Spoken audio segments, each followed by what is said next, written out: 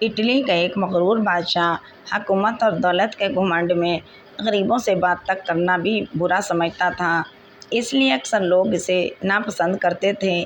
ایک روز بادشاہ شکار کرنے گیا، کسی جانور کا پیچھا کر رہا تھا کہ اس کا گھوڑا بے قابو ہو کر دور نکل گیا۔ تمام نوکر سپاہی، وزیر سب بچھڑ گئے اور بادشاہ تنہا رہ گیا۔ اتنے میں ایک کسان نے بادشاہ کے گھوڑے کی رکاب پکڑ لی۔ اس کی شکل ہبہو بادشاہ سے ملتی تھی، فرق یہ تھا کہ اس کی پوشاک اور حالت غریبوں جیسی تھی۔ اس نے بادشاہ سے کہا کہ میں 3 دن سے حضور کی ڈیوٹی پر بھوکا پیاسا چلا آ رہا ہوں، مگر کوئی میری فریاد نہیں سنتا۔ بادشاہ غریب کو میلے کچیلے کپڑوں میں دیکھ کر یہ کہتے ہوئے آگے بڑھ گیا کہ میں ایسے لوگوں سے بات نہیں کرتا۔ غریب کسان پھر بھی اس کے پیچھے پیچھے چلتا رہا، یہاں تک کہ بادشاہ ایک تالاب پر پہنچ کر گھوڑے سے اترا۔ اس نے باغ ڈور ایک درخت سے اٹکائی، تاج اور کپڑے اتار کر ایک طرف رکھے اور نہانے کے لیے تالاب میں اتر گیا۔ یہ تالاب ایسے نشیب میں تھا کہ نہانے والے کو اوپر کا کچھ نظر نہ آتا تھا۔ جب بادشاہ تالاب میں اتر چکا تو غریب کسان نے بادشاہ کے کپڑے پہن کر تاج سر پر رکھ لیا، بادشاہ کے گھوڑے پر سوار ہو کر رفو چکر ہو گیا۔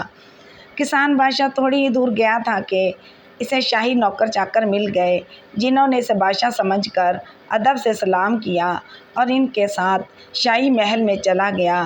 اصل بادشاہ تالاب سے نہا کر باہر نکلا تو کپڑے، تاج اور گھوڑا کچھ بھی موجود نہ تھا۔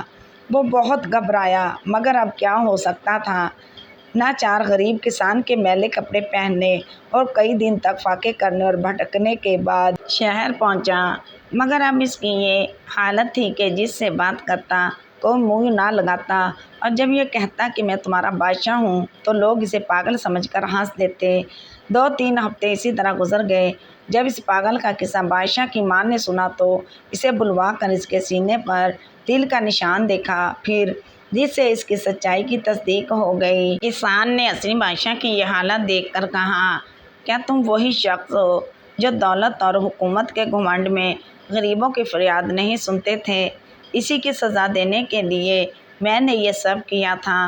اگر تم گھمنڈ چھوڑ کر رحم و انصاف کا اقرار کرو تو میں تمہارا تاج و تخت واپس کرنے کو تیار ہوں، ورنہ ابھی قتل کا حکم بھی دے سکتا ہوں۔